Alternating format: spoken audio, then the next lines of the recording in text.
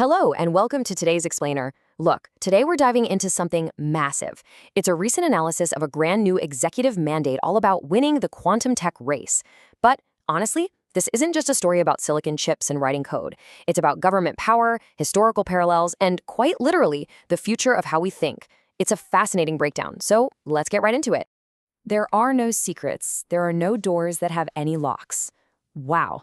I want to start right there, because the analysis we're looking at today issues this absolutely terrifying warning about the sheer unprecedented power of quantum computing. We're talking about a level of processing power that could spell the sudden end of standard encryption as we know it. The minute quantum computing is fully realized, any global secrets, your personal bank accounts, even secure military codes could be wiped out or compromised overnight. The stakes literally could not be higher. All right, Section 1, the Quantum Executive Order. So what exactly is the government trying to do to win this quantum tech race? Well, the administration is moving incredibly fast. Step 1 is happening right now, expanding training and supply chains across major government agencies. We're talking the Department of Energy, Commerce, and NASA. Step 2, within just 5 years, the goal is to have active quantum sensors and networks deployed. And finally, by the year 2028, the explicit objective is to achieve a fully functioning U.S. quantum computer housed at a national lab. I mean, this is an absolute dead sprint toward total technological dominance. Now, here's where it gets wild. What happens when you combine that massive processing power with AI? The source defines this pairing, quantum computing plus artificial superintelligence, as a totally world-altering event.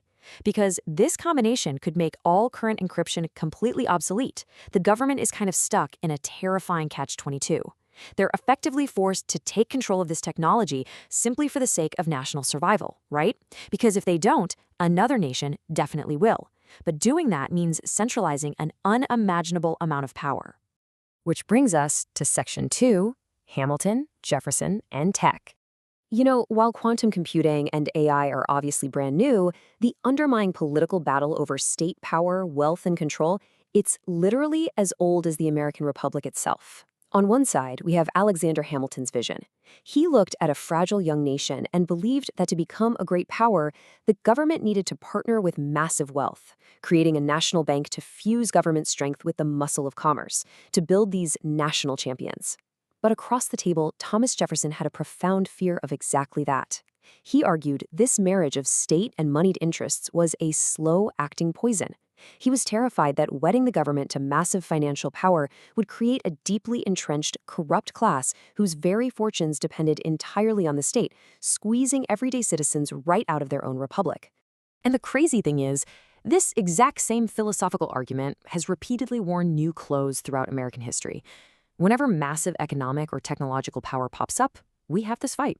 We saw it during the bank war, we saw it during the massive expansion of the railroad era when tycoons claimed they were too important to fail. We saw it during the New Deal, and we absolutely saw it during the 2008 bank bailouts.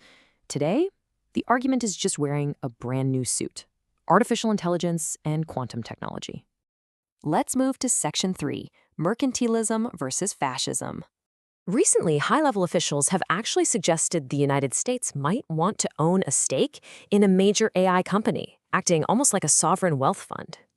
Now, when people hear about the state owning a stake in private enterprise, intense political labels start getting thrown around. But the analysis clarifies that government stakes align way more with historical mercantilism or state capitalism than with the true ideological fascism of the 1930s. Under early Italian fascism, for instance, the state left the original owners' names on the factory doors.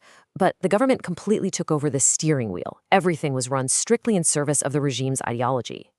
State capitalism or mercantilism, on the other hand, just involves the state holding a financial stake without dictating a totalizing ideology. Norway does this. They own about 1.5% of every company on Earth through their wealth fund. Singapore does it.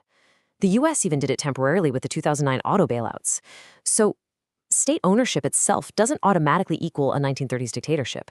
It's a financial mechanism, though obviously one that grants immense leverage.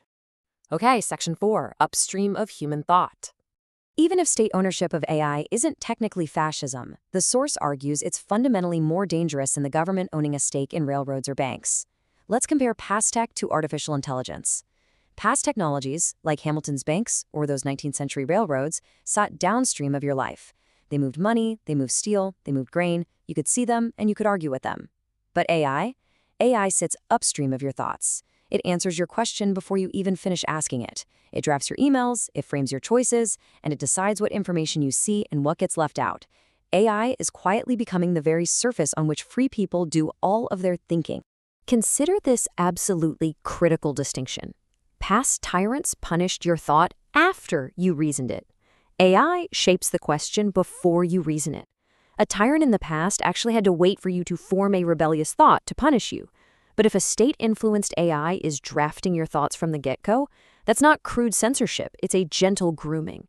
And honestly, a mind that is being gently groomed doesn't feel oppressed, it feels like it's being helped. That is the invisible danger of state-partnered AI. Which leads us perfectly into Section 5, 3 Safeguards for Freedom. So how on earth do we handle this? The source proposes a framework for how society might navigate this totally unprecedented intersection of government control and cognitive technology. There are 3 exact conditions required to prevent this tech from becoming an irreversible tool of manipulation. First up, daylight. Any government ownership or influence absolutely must be transparent on a public balance sheet, not secretly laundered through hidden agencies. Sunlight is the only cure. Second, an exit strategy.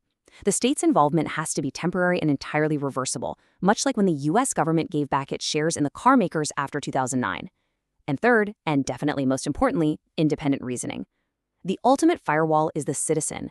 We have to actively retain the stubborn ability to argue with the machine, to think our own thoughts without relying entirely on AI to reason for us.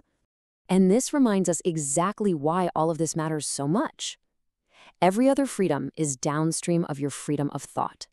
If you lose the ability to independently reason your way to a conclusion, no other constitutional right or voting mechanism can save you, because your very choices will have already been subtly guided by the technology you interact with every single day. Cognitive independence is the absolute final firewall against total control. I want to conclude today's explainer with this haunting question, derived straight from the source material. If a machine answers your question before you finish asking it, who owns the thought? Is it yours, or is it the machine's? And if the government owns the machine, well, you see the implications there. It's a profound challenge to the future of human reasoning. I really encourage you to think critically about the technologies shaping our world, to keep arguing with the machine, and to never outsource your own independent reasoning. Thank you so much for joining me for this explainer. Keep learning, and I'll see you next time.